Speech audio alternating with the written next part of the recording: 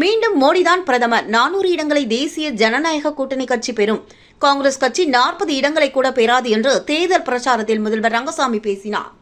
புதுச்சேரி பாஜக வேட்பாளர் நமச்சிவாயத்தை ஆதரித்து முதல்வர் ரங்கசாமி 2வது நாளாக தேர்தல் பிரச்சாரம் மேற்கொண்டார். முதலியார்பேட்டை தொகுதியில் தனது பிரச்சாரத்தை துவங்கிய முதல்வர் ரங்கசாமியுடன் வேட்பாளர் நமச்சிவாயம் மற்றும் கூட்டணி கட்சியினர் பங்கேற்றனர். அப்போது முதல்வருக்கும் வேட்பாளருக்கும் பெண்கள் ஆரத்தி எடுத்து வரவேற்பு அளித்தனர்.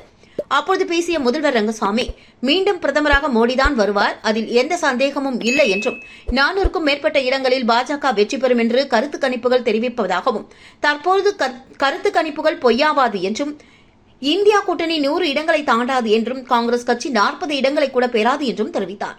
கடந்த முறை பாராளுமன்றம் சென்ற காங்கிரஸ் எம்பி வைத்திலிங்கம் ஏதாவது ஒரு திட்டத்தையாவது கொண்டு வந்தாரா, இல்லை அறிவித்த திட்டங்களை செயல்படுத்தவில்லை என்று யாரால் கூற முடியுமா?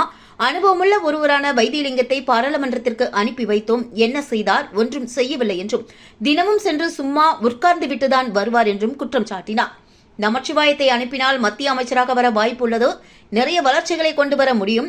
இவரும் அனுபவமிக்கவர், பல ஆண்டுகளாக புதுச்சேரி அரசியலில் அமைச்சராக உள்ளவர்தான். மத்தியில் நமது ஆட்சி மீண்டும் நமது ஆட்சி என ரங்கசாமி பேசினார்.